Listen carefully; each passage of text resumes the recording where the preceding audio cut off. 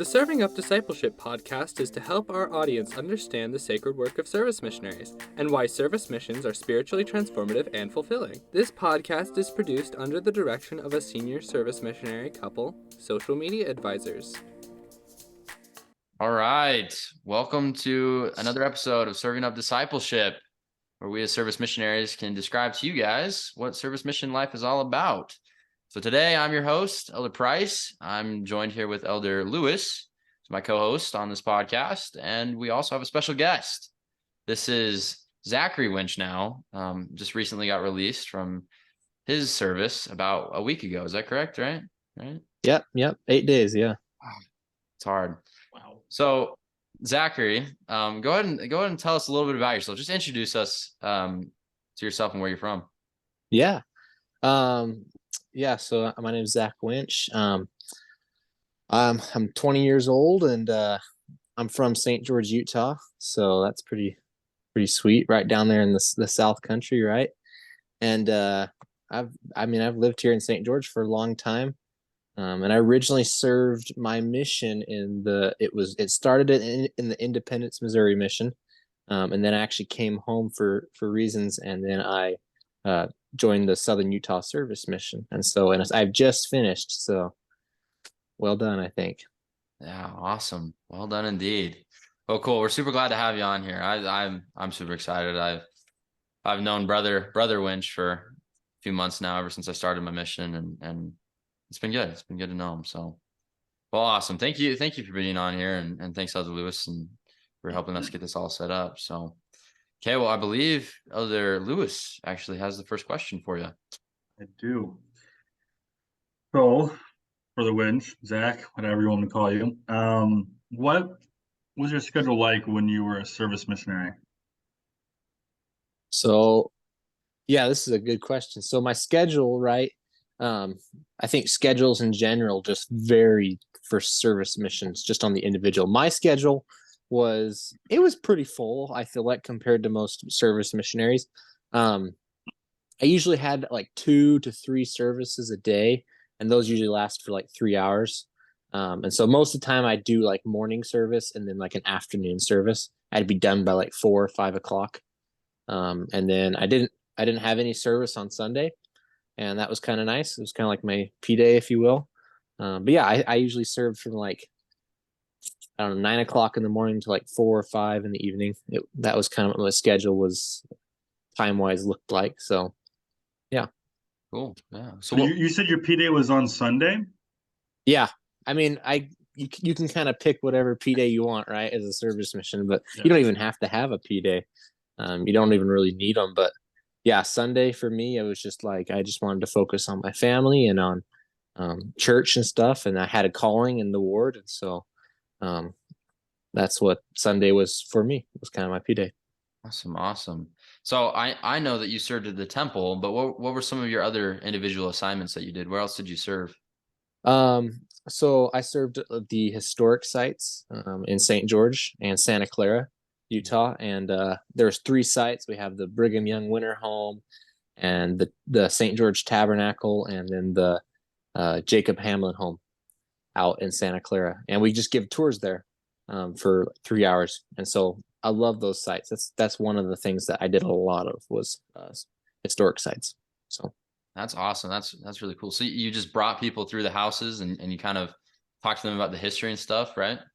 Yeah, pretty much. And we had to I kind of had to learn it, right? So I could tell people about it. And so that was a really big blessing for me, was just to learn that history, right, of this area. So yeah, that's super cool. That's awesome. Well, thanks for sharing that. Service assignments and schedules, you're right. It varies all the time. And there's a lot of different, places that service missionaries can serve at that other service missionaries may not know of or may not have the opportunity to serve at. Just last week, we were talking about the Ronald McDonald House, right, in Florida. We don't have that here, but it sounds like a lot of fun. Sounds like pretty cool. So maybe that's some of these different historical sites or some things that other missionaries don't get to do or don't know about. So we don't got that here in Florida. Well, cool. And so remind me, you came up to the temple on Tuesdays, and then you would serve at those historical sites the other days of the week?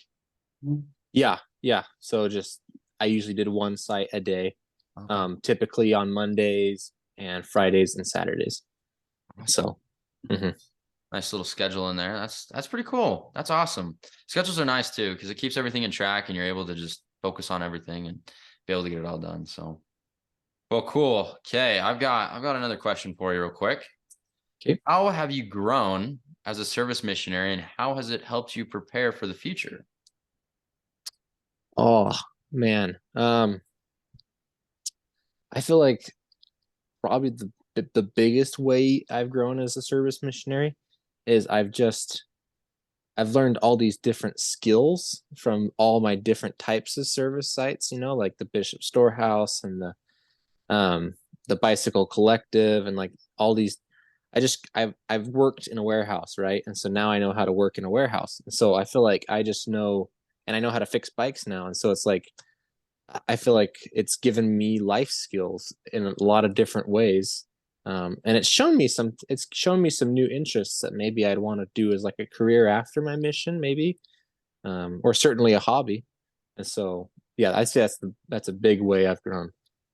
That's really cool. Yeah. I know a few of the missionaries here in Cedar City, they've actually been offered a job at the place that they serve at. And it's just because they know what they're doing there, they know they've been there for a while, they have good experience and stuff. And so people have actually offered them jobs after they finish their service. I think that's really neat too, because that can set you up on a career path.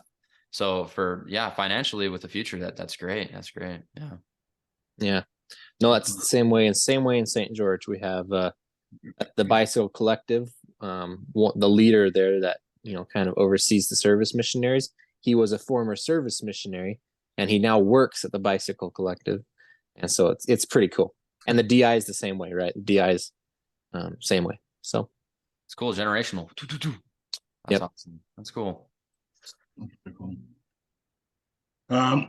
So I have the next question, and that is, what was the most impactful or even unique experience that you've had as a service missionary as opposed to a teaching mission?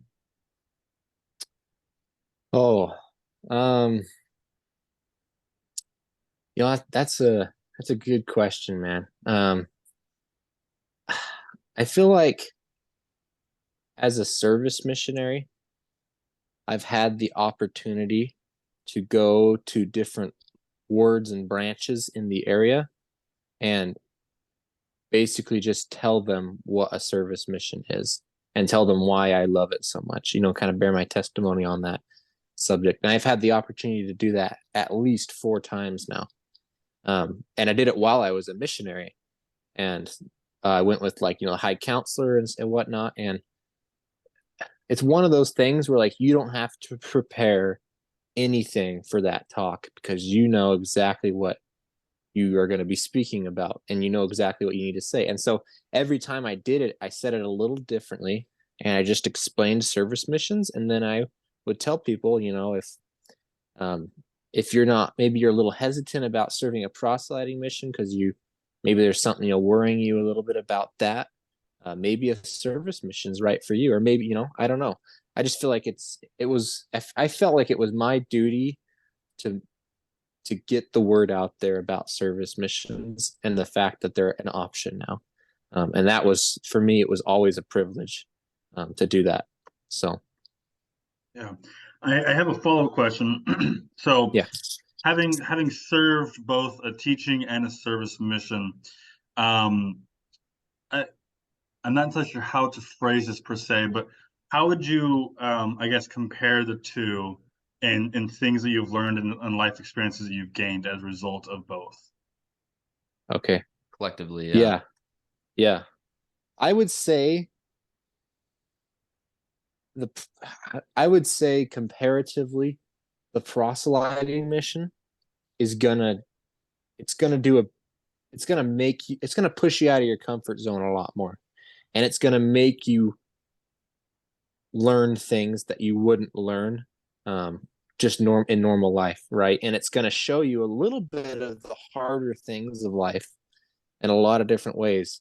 It's gonna wake you up, it's gonna humble you a lot. You're gonna come back and you're gonna be like, wow.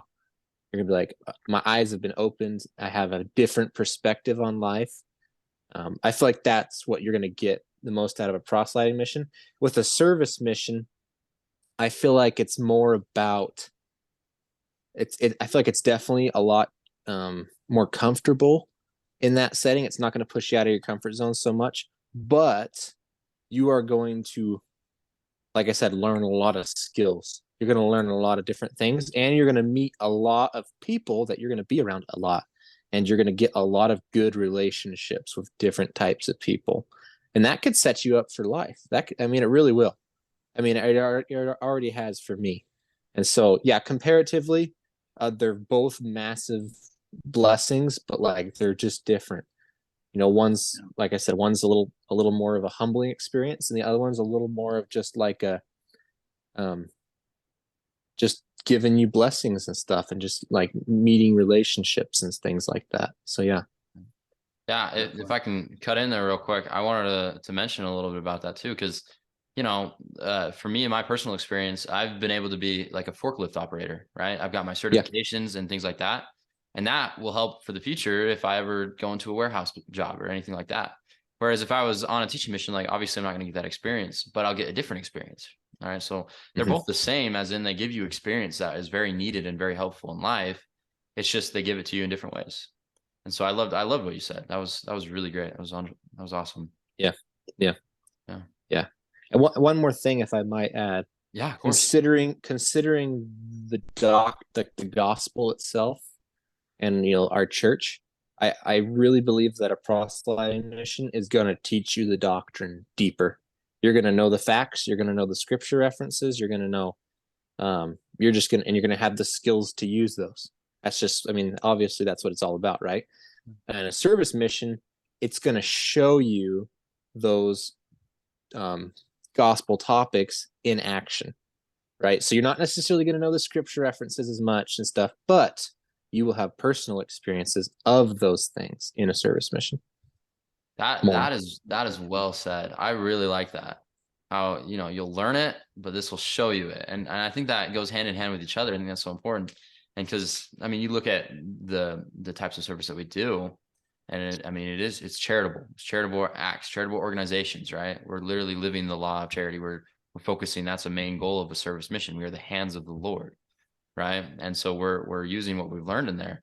I also think there's a type of discipline that comes on a service mission that might not be anywhere else, is where you have to, you got to put yourself to do it, right? And so if you want to learn all these references, like that's on you. You don't have a companion telling you, hey, we got to study, we got to do comp study, we got to do this. It's on you to do that. And so I think there's a discipline lesson that's learned as well on both, for sure. Mm-hmm. But yeah, and I love that, because it does show you that. And awesome. Mm-hmm. Yeah, just awesome. Okay. Well, it's our favorite segment, the segment of the week, the question of the week. You guys ready for this one? A little drum roll. Let's go. Okay. Now so for a little background here, Zach, the question of the week is commonly asked questions that service missionaries get. So that way we can help, the audience or anyone else who's viewing this or seeing this to be able to understand what service missionaries are and what they do. And I think that's important to kind of know. But this week, the question is, why don't I see service missionaries wearing a shirt and tie all the time? How would you two, and we can collectively come at this. This is kind of a more interesting question. Some of the other ones have been a little easier, but why don't I see service missionaries wearing a shirt and tie all the time? I think I have something I want to say about this, if you guys will let me hear. Let's hear it. Okay, here you go. As a service missionary, right, we're not expected to proselyte, really. That's not our job, right? That's for the proselyting missionaries. And they wear shirt and ties all the time, pretty much, so that they can stand out and be seen. And so if anybody has a question, right, or if anybody's looking for the missionaries, they know it's easier to see them because they're in a shirt and tie, right? And because we're service missionaries, I feel like a lot of times it's almost like, I don't know how to say this exactly, but like, because we're not expected to teach, we're not expected to stand out as much either. Like just in our normal daily things, right? I mean, obviously when we're serving, they want us, in the proper attire, but I feel like just in normal daily life, just if you're going to the grocery store or whatever, um, I don't know. I feel like maybe that's not our place, if you know what I mean. Yeah. So, Yeah, definitely. I, And oh, I go feel for it. like part of it too is most of the time we're doing service that requires us to get our hands dirty, right? And if you're wearing a white shirt and tie, it's not exactly the proper attire for that. Now, that being said, I have mowed the lawn in a shirt and tie before, but that was one time. So generally, as a service missionary, because we're doing stuff that gets our hands dirty or we're moving boxes or whatever the case may be, I think that's just part of it as well, is you just don't want to dirty your white shirt and tie, right? Yeah. Mhm. That, and just to add on to that, you're right, because I work at the temple grounds, and I mean, we don't have we're not supposed to wear white shirt and ties to the grounds because we're dealing with dirt and we're dealing with, the flowers and all that. And I mean, you'll just get really dirty. And so I think it mainly depends a lot on what you do, because I know that there are some missionaries that work with the church, like the church headquarters, or I think even some in global service department, and they have online stuff, kind of like what we're doing here, but I mean, they have to be in shirt and tie while they're doing it, even as a service missionary. So I think it depends a little bit on the service mission and their assignments, but I think generically speaking, for most service missions, we do things that tend to be a little bit more dirty, and so we tend to not wear shirt and ties as often. So I think that's a good answer for all that. What is there anything else you guys want to add? I think that pretty much sums it up, man. So, Yeah. Well, hopefully that helps everybody. So now you know why we don't always wear shirt and ties. So, well, cool. Okay, well, I've got just a couple more questions, just a couple, like, last two here. I wanted to know real quick, what has been your hardest challenge that you've had to overcome as a service missionary, or actually as a missionary in general? as a mission, okay. Yeah. Hardest challenge to overcome. I think it's really just it's disciplining yourself to be focused on your mission rather than all these other things that are going on, right? We live in a very loud world full of a lot of stuff that's constantly vying for your attention, and it's really easy to give those things your attention.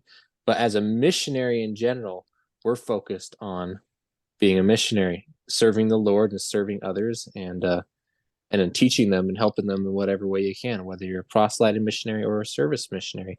And so the discipline of just staying focused, I think, was the hardest thing for me, because I'd never tuned those things out until I became a missionary. So that was definitely one of the hardest things for me. Yeah. I can definitely relate. Going back to that, the discipline thing, right? It's on us. It's our accountability to take action for that. So Absolutely. yeah. Yeah. Okay. Oh, was somebody gonna say something? Nope. Okay. I didn't want to cut anybody off. Before the final question, the one that sums it up. Earlier, you mentioned that you enjoyed giving testimonies of a service mission. So we're going to go ahead and ask you to give a testimony of your service as a service missionary today with no time to prepare. That's okay, man. I can do this right off the bat. Awesome. Man, service missions, guess what? I know that they are like, they're the next big thing, if you will. They're coming in, and they're coming in hot, and they're going to become a really viable option for a lot of people. And I also know that there's a lot of people out there who aren't serving missions because they're a little, they're maybe a little uncomfortable with proselyting or whatnot. But if they had the opportunity or the knowledge of service missions, they would. They would, because they love their Savior. They love they love the church. They love their families, right? They love service. That's who they are. It's something that's coming, man, and it's here, and it's going to be awesome. It's going to be amazing, because it already is. I love being a service missionary. I loved meeting all the people I've met. I feel like the relationships is really the biggest value you get out of it. The people you meet, the people you become friends with, and just those things, man. I mean, I know that service missions, they're going to change the world. They're going to change the world in a way that we haven't seen yet. We're going to strengthen the stakes of Zion. That's what I always think about, is we are strengthening the stakes of Zion. And that's what God wants. He wants us to strengthen our stakes. And I just know that to be true. Wow. Powerful. Awesome. Okay, well, thank you so much for hopping on, Brother Winch. We really appreciate you and your wisdom and your comments of service missions, and yeah, it was great. It was great. Thank you for your testimony too. Testimony Yeah. brings a spirit to this podcast, and it's very important to have people that can hear a testimony, because you always say you can't contend against a testimony. You know, it's what they believe. I love it. Absolutely. Okay, well, I think we're gonna go ahead and end the episode here. But once again, we wanna thank Brother Winch for hopping on, being our special guest today, and Anytime. for the ability to be able to do this podcast. And hopefully you guys are able to watch this and learn something and be able to share it on to someone else, and to be able to help somebody maybe. So, and as always, let's serve up some discipleship. I'll see you next week. Thank you for taking the time to see or hear this podcast. Your hosts were Elder Lewis and Elder Price. Your editor is me, Elder Gibby. If you want to see clips from the show or other service mission related content, please look for the Hands of the Lord Facebook page. Thanks again for thinking of us, and we'll see you next time.